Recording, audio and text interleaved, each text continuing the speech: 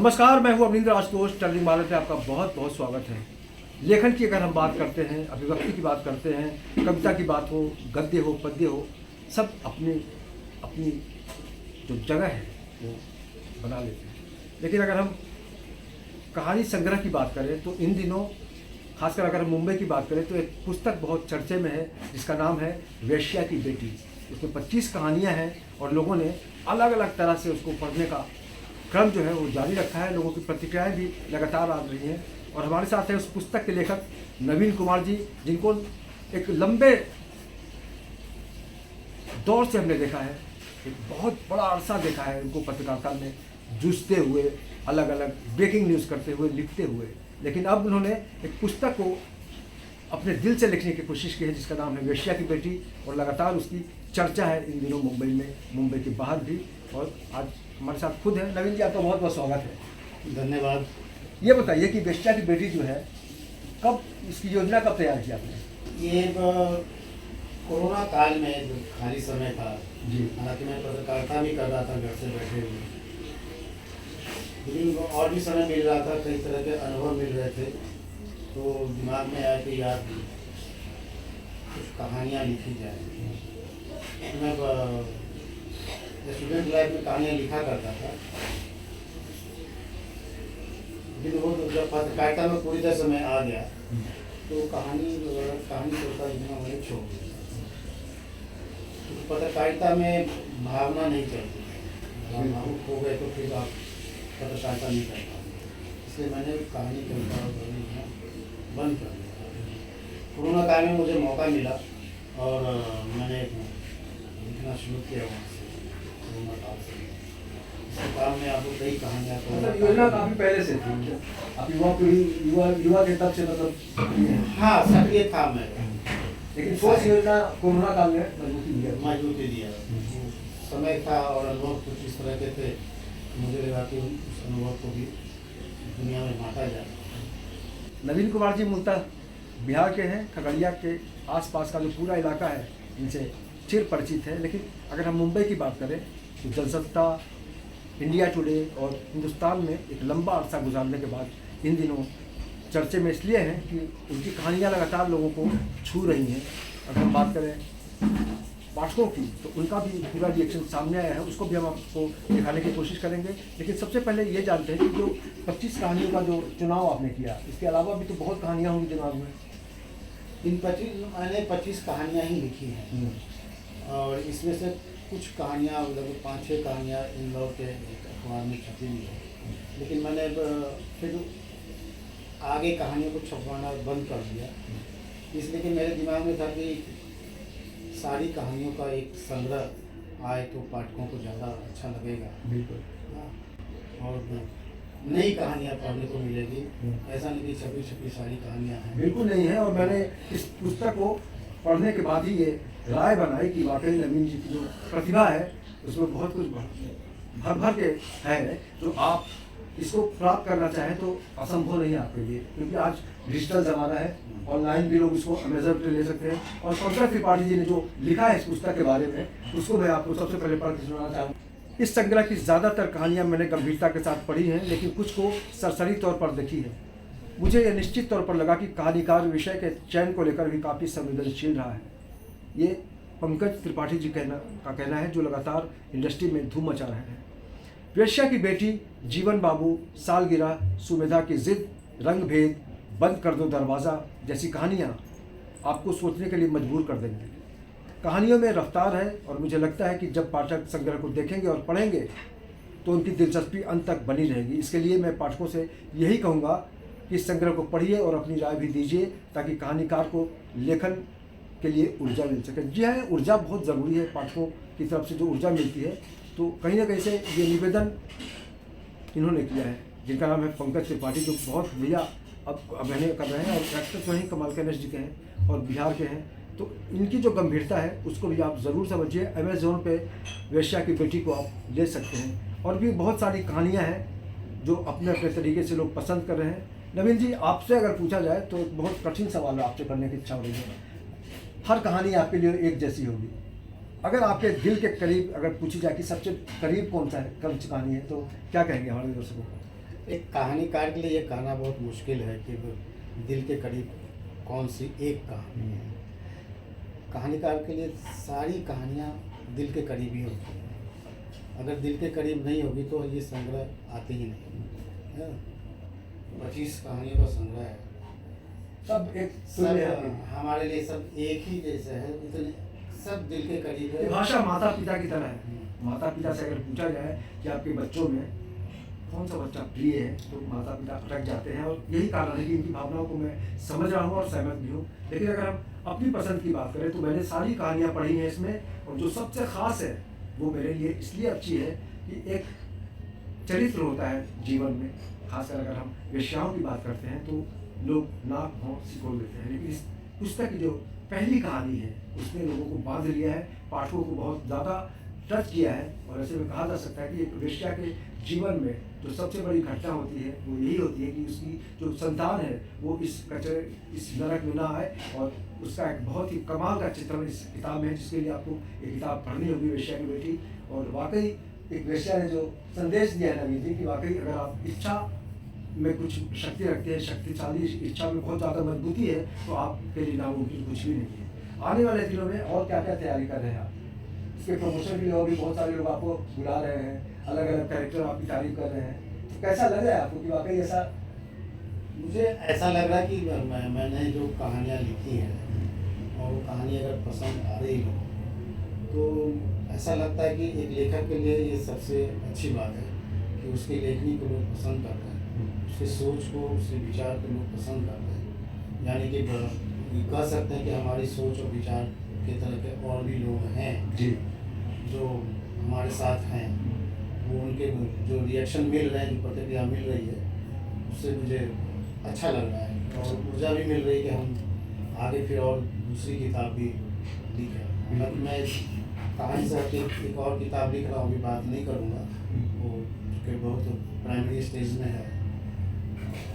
मुझे लगता है कि 2-3 महीने के बाद शायद वो किताब आएगी, उसमें फिर बात करेंगे उसमें। बिल्कुल, अभी गर्भ में है, और गर्भ में क्या होता है उसके लिए कानूनन मनाही है कि भाई पता नहीं लगा सकते लिंग के बारे में। तो सबसे बड़ी बात है कि अगर आप कुछ चाह लेते हैं और समय नहीं होता है तो भी आपके लिए रास्ता निकल आता है। और वेश्या की बेटी के ज़रिए नवीन कुमार जी ने ये साबित कर दिया है कि भले ही आप कितने भी बिजी हो, अगर वो हम जनसत्ता की बात करें, उसके पहले पटना की अगर हम बात करें, जनशक्ति में भी आप छाए रहते थे। हाँ, जनशक्ति अखबार में भी था। और मुंबई आने के बाद हमें ऐसा लगता है कि इस पुस्तक में ऐसी बहुत सी विधाएँ हैं। अगर हम कहानियों की बात करें तो अगर वेब सीरीज़ बने, फिल्म बने, शॉर्ट फिल्म बने, तो आपकी सहमति होगी उनके लिए? हाँ बिल्कुल, कोई अगर प्रोड्यूसर, डायरेक्टर या कंपनी से संपर्क करे तो मैं इजाज़त दे सकता हूँ जी, क्योंकि कहानी इसमें लगभग उस तरह की है जो आज के माहौल में जो वेब सीरीज़ बन रही है, तो इसमें कई कहानियाँ हैं जिससे छोटे छोटे वेब सीरीज बना सकते हैं। और सबसे अहमियत रखती है प्रतिक्रिया, खासकर जो पुस्तक, जिस पुस्तक को पाठक पढ़ते हैं और अपनी प्रतिक्रिया देते हैं, उसके बारे में एक लेखक को बहुत ज़्यादा सोचने का विषय मिलता है। संतुष्टि होती है या असंतुष्टि भी हो सकती है, लेकिन इस बातचीत को हम जारी रखें उसके पहले हम चाहेंगे कि हमारे जो पाठक हैं जिन्होंने इस पुस्तक को पढ़ा है, नवीन जी चाहते हैं कि पहले पाठकों की राय ले लेते हैं, फिर ये चर्चा हम जारी रखेंगे। नवीन जी को मैं लगभग 20 सालों से जानता हूँ। वो एक अच्छे पत्रकार होने के साथ साथ एक अच्छे लेखक भी हैं। उनकी पहली किताब वेश्या की बेटी, जो एक कहानी संग्रह है, मैंने पढ़ी। हर एक कहानी कहने का अंदाज अलग है। खास बात यह है कि हर एक कहानी में एक संदेश छुपा हुआ है।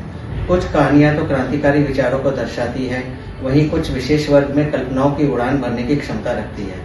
यह किताब आप सभी जरूर पढ़ें। मुझे यकीन है कि आप मेरी इन बातों से जरूर सहमत होंगे। नमस्ते नवीन जी, वेश्या की बेटी कहानी संग्रह मैंने पढ़ी, मुझे बहुत पसंद आई। आपके जैसे साहित्यकार की तारीफ में मैं क्या ही बोलूं। आपने कहानी के सारे पात्रों को शिल्पकार की तरह तराशा है, जिसमें मुझे सुगंधा की चरित्र बहुत पसंद आया। आपके उज्जवल भविष्य की कामना करती हूँ। आप साहित्य के जगत में मील का पत्थर साबित होंगे। नमस्कार।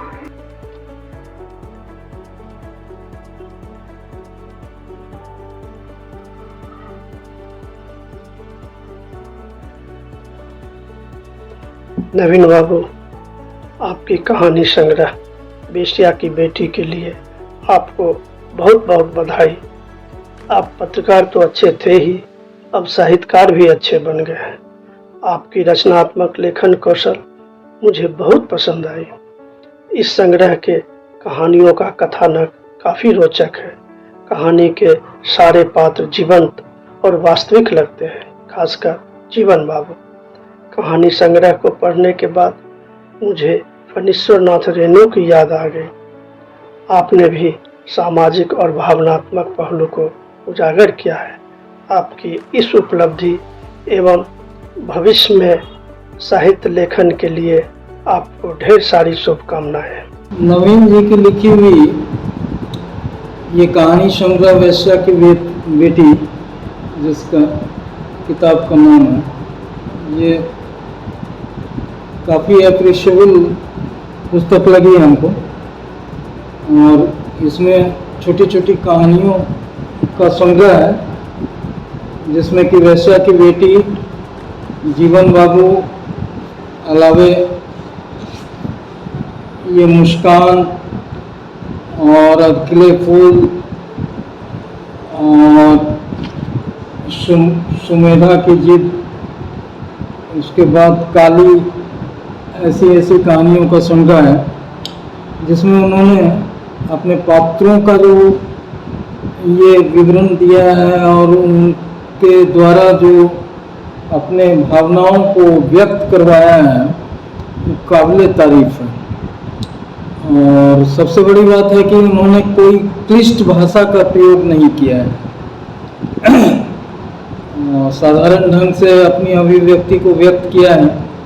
खासकर लास्ट का जो कहानी काली है, ये कहानी कुछ और लेखकों के कहानी संग्रहों से कुछ अलग थलग है, चित्रित किया गया है इसमें। और एक बेजुबान जानवर की अंदर की भावना को इस कदर से व्यक्त किया गया है, जैसे मान लिया जाए कि ऐसा लगता है जैसे कि अभिव्यक्ति प्रकट कर रहे हैं और कोई सजग व्यक्ति, और उस सजगता को देख करके जिस तरह से चित्रण किया गया है पात्रों की भावनाओं को, वो बहुत मनोहारी कहा जाए या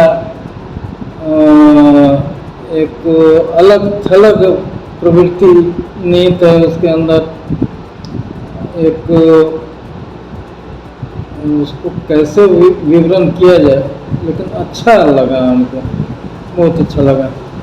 और काफ़ी और सब लेखकों के कहानियों से ये अलग थलग अपना एक स्वरूप पैदा कर रहा है। हमारी ऐसी अपेक्षा रहेगी कि ऐसे प्रतिभावान व्यक्ति की सराहना तो होनी ही चाहिए। उसके साथ साथ हमारी शुभकामना भी रहेगी कि ये आगे इसी तरह अपने संग्रह को व्यक्त करते रहें हम लोगों के समक्ष, बुद्धिजीवियों के समक्ष, ताकि आजकल के व्यस्त दुनिया में, तनाव भरे वातावरण में कुछ इन सब पढ़ने के बाद कुछ अलग सा अनुभव प्रतीत हो और सोचने पर आदमी विवश हो कि एक और भी दुनिया है जिसमें विचरण करने के बाद तनावों से मुक्ति पाई जा सकती है और कुछ हद तक अपने आप में रिलैक्स महसूस किया जा सकता है। नमस्कार। कहानी संग्रह वेश्या की बेटी, कहानीकार नवीन कुमार की यह किताब मैंने पढ़ी है। कहानियाँ जैसे वेश्या की बेटी, लावारिस लाश का अग्नि संस्कार, रंग भेद आदि जैसी कहानियाँ हमें समाज में हो रही परेशानियों के बारे में परिचित कराती है।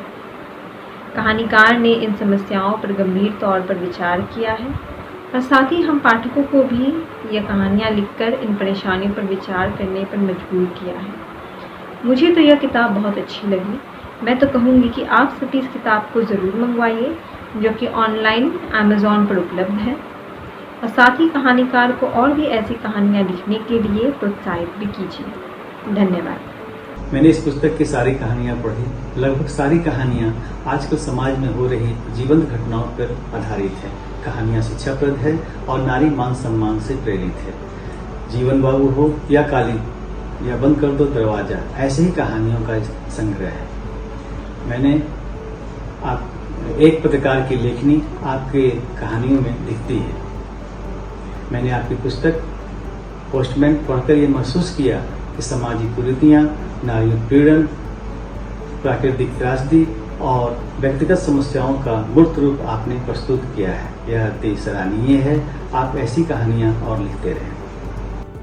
हमारे हाथ में एक बहुत अच्छी पुस्तक वेश्या की बेटी है, जिसके कहानीकार नवीन कुमार हैं। उनकी कहानी में वेश्या की बेटी की जो कहानी है वो बहुत ही भावपूर्ण और प्रेरणापूर्ण है कि किस तरह से एक वेश्या माँ ने, इस जगह पे सिर्फ माँ बोला जाए तो ज़्यादा अच्छा है, एक माँ ने अपनी बेटी के स्वर्णिम भविष्य के लिए इतना अच्छा काम किया है जो पूर्णतः प्रेरणा स्रोत है। और बहुत अच्छी बात है कि एक माँ से बेहतर दूसरा कोई नहीं सोच सकता है। और दूसरी कहानी जो मैं इसमें पढ़ा, दादी माँ भी एक बहुत अच्छी कहानी है, जिसमें बताया गया है कि गांव के परिवेश में, पारिवारिक परिवेश में और शहरी परिवेश में क्या डिफरेंस है।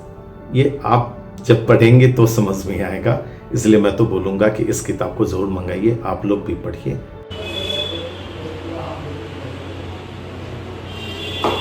वेश्या की बेटी नवीन कुमार द्वारा लिखित एक बहुत ही अच्छी कहानी संग्रह है। जैसे कि शीर्षक से ही पता चलता है कि इसमें एक माँ बेटी के लिए जो लड़ाई है वो लड़ते हुए दिखाया गया है। इसकी सारी कहानियाँ हमारे समाज के आसपास ही घटित होते हुए लगता है, जैसे हमारे आसपास ही घटित हो रहा है ऐसा।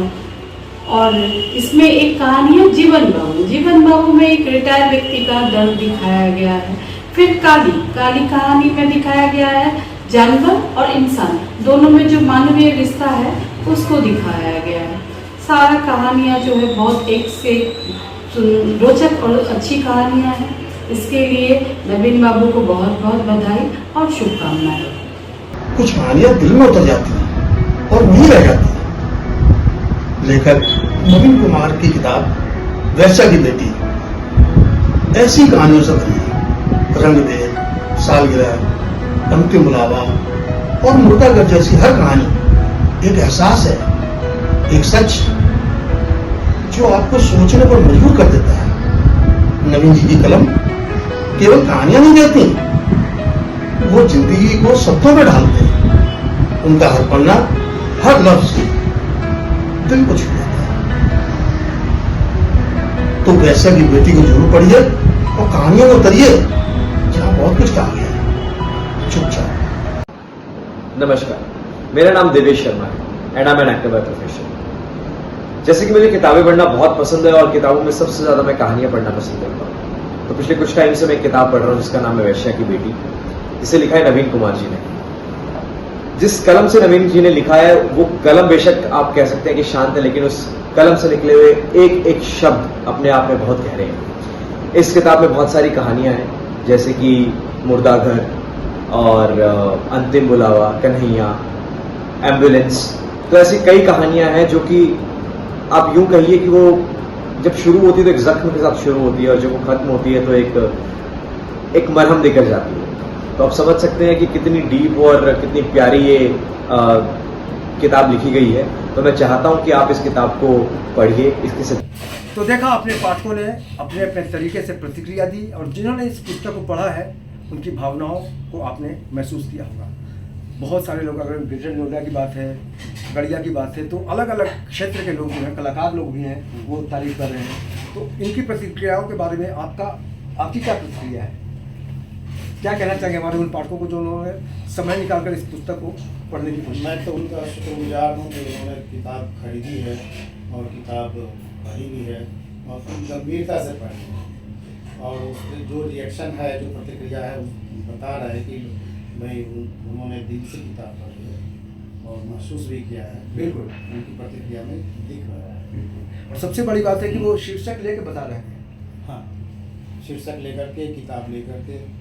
ये बहुत कम लोग होते हैं इस तरह के जो लोगों को लगेगा कि भाई इस तरह से प्रतिक्रिया देना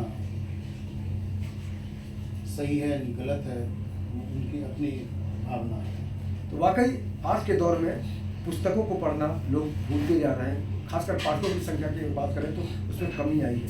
उन लोगों को आप नवीन जी क्या कहना चाहेंगे जो खो गए हैं अलग अलग विधाओं में, लेकिन पुस्तकों के लिए समय नहीं निकाल पाते? वो बड़ी बड़ी बातें करते हैं लेकिन पुस्तक पढ़ते नहीं। ये मैं भी महसूस करता हूँ। और क्योंकि आज डिजिटल ज़माना है, लोग एडवांस टेक्नोलॉजी में जा रहे हैं, बहुत सारी किताबें लोग मोबाइल पे भी पढ़ते हैं। लेकिन मुझे जो कई लोग मिले जिनको मैंने कहा कि भाई ये किताब मेरी आई है, तो कई लोगों ने बड़ी अच्छी दिलचस्पी दिखाई। मेरे सामने ही जो सो अमेजॉन में किताब बुक की और मंगवाया भी, कहा कि उनकी दिलचस्पी थी कि किताब को मोबाइल पे नहीं पढ़ सकते। बिल्कुल, हाँ, पढ़ने में भी दिक्कत आती है, छोटा स्क्रीन होता है, वो उसको उंगली से आप घुमाते रहे, वो चलो किसी और चीज़ में उंगली घुमाओ तो चलता है, लेकिन कहानी पढ़ने में आपकी एकाग्रता ख़त्म हो जाती है। बिल्कुल। और आप उसकी जो गहराई होती है उसमें आप महसूस करते हैं कि ये कहीं ना कहीं टूट रहा है। तो किताब खरीद कर पढ़ने में ही मज़ा है। लोगों ने किताब खरीदी है। बिल्कुल। और उनकी कोशिश है कि भाई लोग वो कहते हैं कि भाई किताब खरीद के पढ़ो। तो सबसे बड़ी बात है ना कि फिल्म हम देखते हैं, वेब सीरीज देखते हैं, सीरियल भी देखते हैं, तो बस देखते हैं और भूल जाते हैं, लेकिन पुस्तक पीढ़ी दर पीढ़ी चलती है कि नहीं? बिल्कुल। और आने वाले दिनों में उन लोगों को क्या कहना चाहेंगे जो बड़ी बड़ी बातें करते हैं साहित्य को लेकर? हालांकि आप उसमें बहुत ज़्यादा नहीं चाहते हैं, लेकिन साहित्य को आप किस नज़रिए से देखते हैं आज की तारीख में? साहित्य आज भी पहले जैसा ही है। वो समाज को दर्शाता है, साहित्य समाज को दिखाता है, और साहित्य कभी बदल नहीं सकता। साहित्य की जो ज़मीन है, साहित्य में जो तेज है, साहित्य में जो सूरज की तरह रोशनी है, उसमें बदलाव नहीं आ सकता। वो जैसा सूर्य है, रोज़ उगता है, रोज़ डूबता है, उसी तरह से साहित्य जो है रोज़ लिखा जाता है, रोज़ पढ़ा जाता है। वाकई बहुत गंभीर बात कह दी है। और आपने अभी कुछ देर पहले देखा कि हमारे जो पाठक हैं इस पुस्तक के बारे में अपनी प्रतिक्रिया दे रहे हैं। टर्निंग भारत आपको एक मौका देना चाहते हैं, यदि आप अमेज़न से ये पुस्तक को लेते हैं और प्रतिक्रिया देना चाहें तो टर्निंग भारत आपकी प्रतिक्रिया को दर्शकों तक पहुंचाने की कोशिश करेगा। लेकिन उसके लिए आपसे एक निवेदन है कि आज की भाग दौड़ वाली ज़िंदगी में अगर आप कुछ सुकून पाना चाहते हैं तो अमेज़न पर जाकर इस पुस्तक को ज़रूर खरीदें, ताकि एक साहित्य की जो दिशा है उसको आप देखकर दशा बदल सके, महसूस कर सके। और चलते चलते नवीन जी ने जो भी कुछ किया है साहित्य को लेकर, जो सोचते हैं उसमें आगे भी ऊर्जा बनी रहे, और आने वाले दिनों में भी आपका जो लेखन है वो खूब प्रगतिशील विचारों के साथ आगे बढ़ती रहे। और हम दुआ करेंगे कि आपकी जो ख्वाहिश है इस पुस्तक को लेकर, फिलहाल वेश्या की बेटी को लेकर, उसको हर तरह से पूरी होने में समर्थन मिले, लोगों का प्यार मिलता है। चलते चलते क्या कहेंगे हमारे दर्शकों जो अभी आपको देख रहे हैं? मैं एक बात जी कहूँगा इस किताब को लेकर के। इस किताब की एक बड़ी खासियत है कि इसमें जो भाषा है, जो बहुत ही सरल भाषा है, उसमें एक भी शब्द आपको ऐसा नहीं मिलेगा कि आप किसी से पूछें कि इसका क्या मतलब है। ये आपको डिक्शनरी पलटने की जरूरत नहीं पड़ेगी। ये सस्पेंस पहले छुपाया हुआ था, क्योंकि आम आदमी जब पढ़ता है तो पता ही नहीं चलता कि कब पढ़ गया। हाँ ये जो धार है, ये जो प्रवाह है, उसको आप महसूस ज़रूर करेंगे। बस इसको खरीदिए और पढ़िए, ताकि लेखक का कल्याण हो, समाज में एक नई चेतना आए, और निश्चित रूप से आने वाले दिनों में इनका जो लेखन है उसको आप बार बार महसूस कर सकें। तो आपसे बात करने के लिए बहुत बहुत शुक्रिया। यदि आपने टर्निंग भारत को सब्सक्राइब नहीं किया है तो यूट्यूब पर जाइए और टर्निंग भारत को ज़रूर सब्सक्राइब कीजिए। फिलहाल नवीन जी आपका बहुत बहुत शुक्रिया, और तमाम दर्शकों को बहुत बहुत धन्यवाद। नमस्कार। धन्यवाद आशुतोष जी, आपने समय दिया, फिर से आपका शुक्रिया। ज़रूर एक बार चलते चलते कहना चाहेंगे कि इसको आप ज़रूर पढ़िएगा। इसका नाम है वेश्या की बेटी।